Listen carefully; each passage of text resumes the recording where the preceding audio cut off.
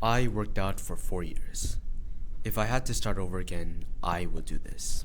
In my fitness journey, it has been an amazing adventure, but at the same time, faced many failures and hardships that I had to learn from to get here from where I am today. This video would save you time so you don't have to face these struggles as I did. Gain knowledge and education. This will save you lots of time. In my fitness journey, I had the motivation to work out and started to lift weights and do cardio without no real knowledge of doing them. This continued on and saw slow gains. This made me question what was going on until I started binge watching workout videos. And when watching these videos, I was able to see the mistakes that I did, such as not swinging the dumbbells, doing reps slow, not ego lift, etc. I learned a lot from watching these types of videos, and if I watched them just instead of taking the action and grabbing the dumbbell, this would save me a lot of time. Get a personal trainer/coach. There are many benefits to a personal trainer or a coach. Number one, they can educate you and give you a plan to follow for your goals so that you can reach them in a more efficient manner without the hassle of making one. Number two, they can motivate you and keep you accountable. And number three, they are a workout partner so that they can work out with you. At that time, I didn't have a trainer. I had to do all of that all by myself, making these workout plans and schedules, watching motivational videos and motivating myself, and had no partner. This was a complete struggle to go through and took a lot of time to do. So I recommend, if you're starting out, get a personal trainer/coach. It will save you a lot of time. Prioritize diet over working out. This is the most important part of my fitness journey.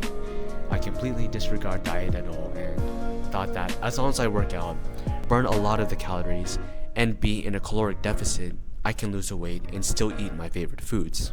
This was true in terms of burning calories and being in a caloric deficit, but in terms of nutrients such as protein and vitamins to repair the body and build muscle, eating a diet of foods that are dopamine to the brain, such as junk food, have very little to no nutrients, resulting in slow recovery and growth in the body. I didn't realize this until I wanted to be healthier and build on muscle.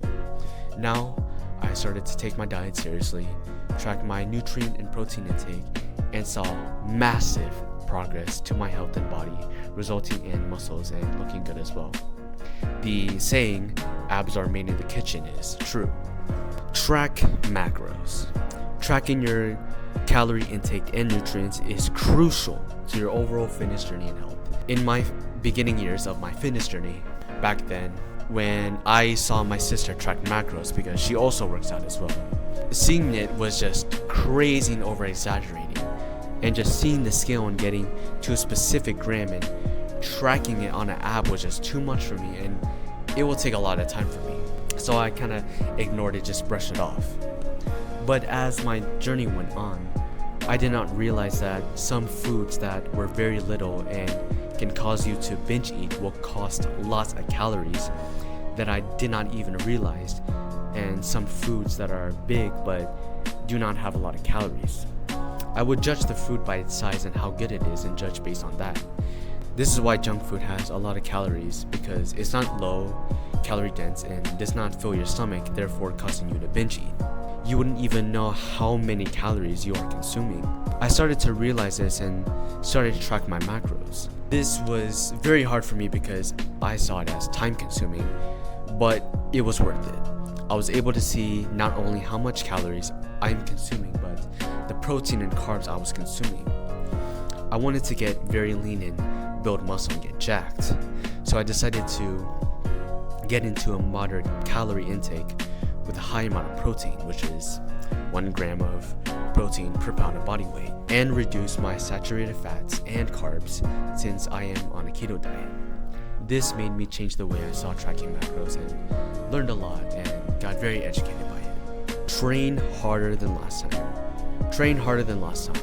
As Greg Doucette says, harder than last time. Go harder than last time. Train hard. How hard? Harder than last time. If you're not training harder than most of them, you're training like pussy.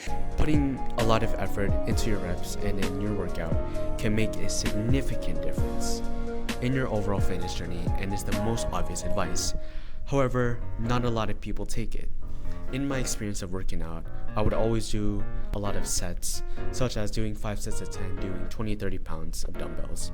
This worked for me, however, I felt like I wanted to do more and still have more left over in the tank. I never trained a set to failure and didn't put in as much effort as much because I created my workout plan and stuck to my plan consistently, which was good. I was also in a time crunch, so I didn't have a lot of time doing more sets for exercise. But when I started to realize that I needed to train harder and train to failure more, my workouts were more efficient and I could be able to lift heavier weights that I thought I couldn't even lift. I saw more progress in training harder and more efficiently in my fitness journey, and I could have saved lots of time doing it. By looking back at my fitness journey, if I took all this and started over, it would have taken me less time, got more gains, and avoided the small mistakes.